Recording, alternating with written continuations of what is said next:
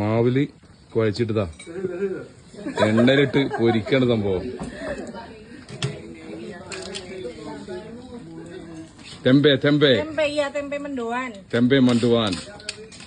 മണ്ടുവാൻ എന്ന് പറഞ്ഞ സ്ഥലത്തിന്റെ പേരാണ്. മണ്ടുവാനിലുള്ള തെമ്പെ.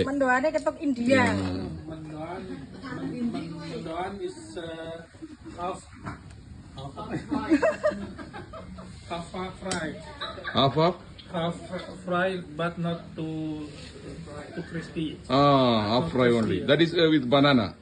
This making. She is making with banana. No. Banana itu pisang goreng. Banana pisang. Pisang goreng.